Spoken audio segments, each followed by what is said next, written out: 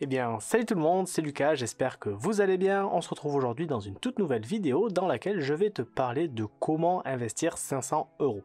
Avant de commencer cette vidéo, je tiens à t'informer que je ne te présenterai pas comment transformer 500 euros en 500 milliards d'euros ou des placements de fous furieux. Non, dans cette vidéo, je vais te parler de placements, on va dire bon père de famille, des placements qui sont plus ou moins sécurisés et que tu vas pouvoir mettre en place juste pour pouvoir faire augmenter ton capital.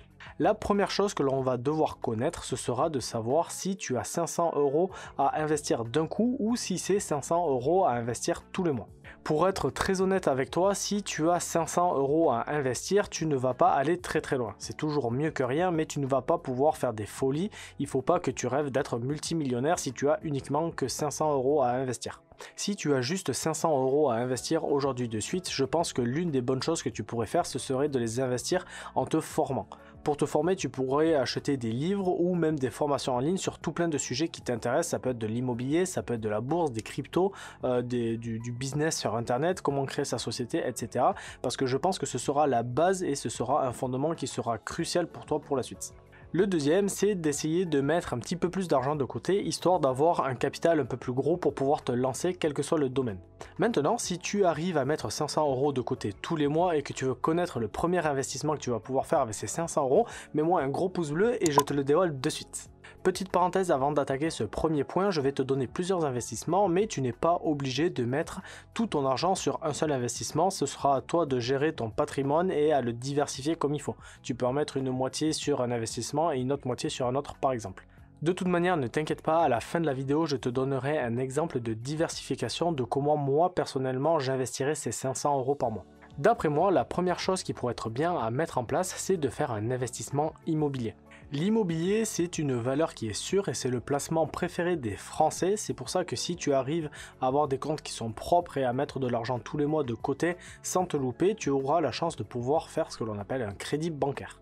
Avec ce crédit, tu vas acheter un bien immobilier que tu vas mettre en location, donc il te rapportera des loyers et si jamais tu as bien investi, ça te rapportera même du cash flow.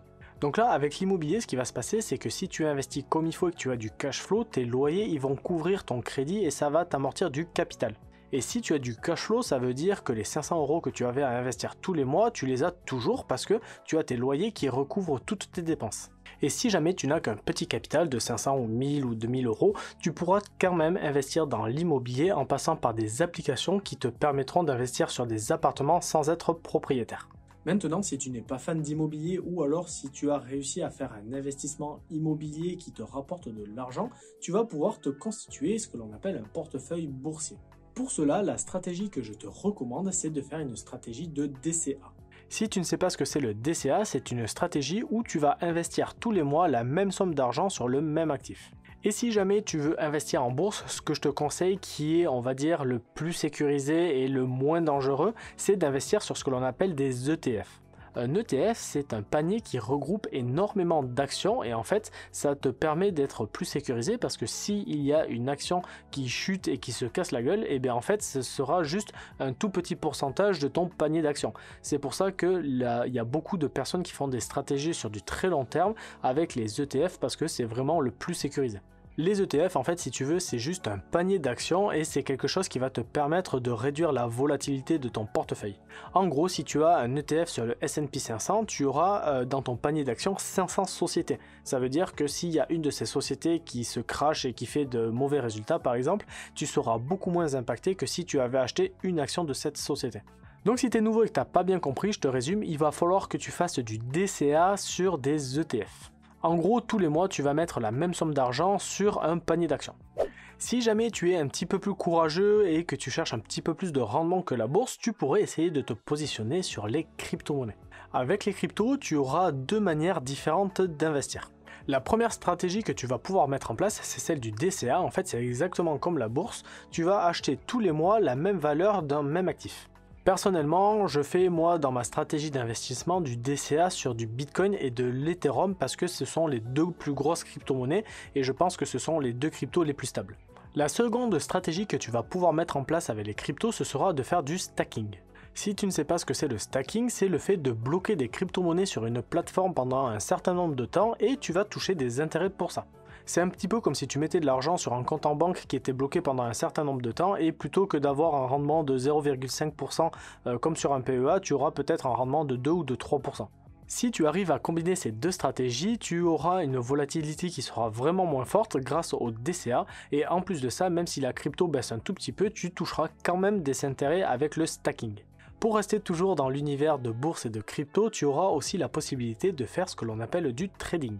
Alors le trading, je ne te le conseille pas du tout, surtout si tu débutes dans l'investissement parce que c'est quelque chose qui est très difficile, surtout au niveau émotionnel.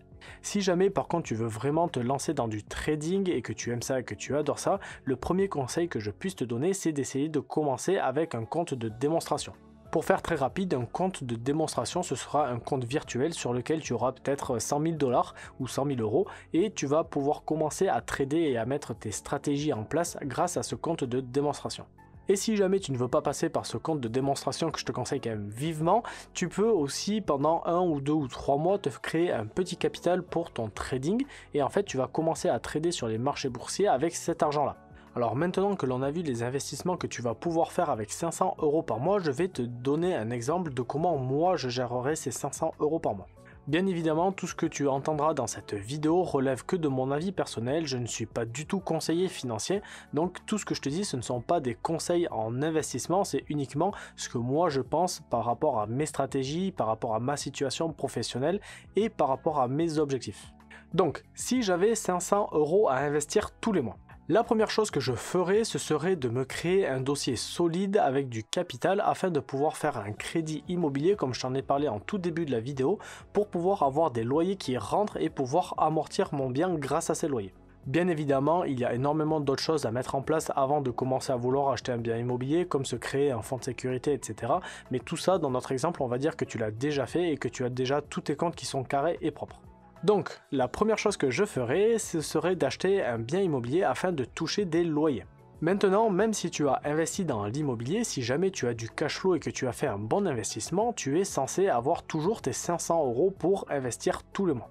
Donc les 500 € qui nous restent, moi personnellement, je les diviserai en 4 grands points. Le premier, ce serait la formation, le deuxième, ce serait dans les crypto-monnaies, dans la bourse et enfin dans l'immobilier. Alors tu vas peut-être te dire, ouais mais l'immobilier on en a déjà fait. Oui, c'est vrai, mais en gros, moi ce que je ferais, si j'ai 500 € tous les mois à investir, je me mettrais 100 € de côté afin de pouvoir avoir un apport pour pouvoir faire un nouvel achat immobilier pour pouvoir les enchaîner. Le second point, ce serait d'utiliser 100 € pour pouvoir me former. Alors quand je te dis que je veux me former, ce serait en achetant des livres ou en achetant des formations sur internet, parce que personnellement je suis très friand de formation et je trouve que c'est quelque chose qui est extrêmement puissant parce que tu peux te former sur quelque chose de très précis que toi tu désires et c'est pas comme à l'école où tu auras plein de thèmes différents, tu auras des maths, de l'histoire géo et du français, tu vois, c'est vraiment des thèmes qui sont à l'opposé tous les uns des autres. Là avec les formations en ligne, tu peux avoir des trucs vraiment très précis.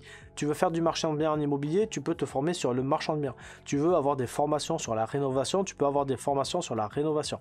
Donc là, je te parle de l'immobilier, mais tu as de tout. Tu as du trading, tu as du trading court terme, du trading long terme, voilà. Tu as énormément de formations qui sont à ta disposition et je pense que moi, je me ferai, enfin même si c'est déjà ce que je fais en moi perso, c'est une petite enveloppe que je mets tous les mois pour pouvoir me payer des formations. Ensuite, pour les 300 €, ce que je ferai, c'est que je les diviserai à part égale entre la bourse et les crypto-monnaies.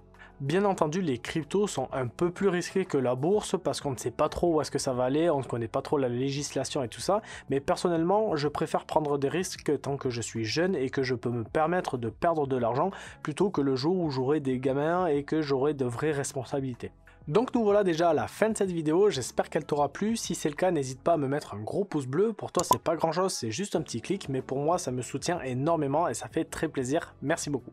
Aujourd'hui, je ne t'ai pas trop détaillé toute la diversification que je ferai entre la bourse et les crypto-monnaies parce que je voulais que ça reste une vidéo qui soit simple et abordable, mais je te ferai très bientôt une vidéo où je te montrerai tous mes portefeuilles et toute ma diversification, que ce soit sur la bourse ou sur la crypto. Si tu aimes ce genre de vidéos, tu en as tout plein sur ma chaîne, je vais aller te laisser les regarder et moi je te dis à bientôt pour une nouvelle vidéo. Ciao ciao!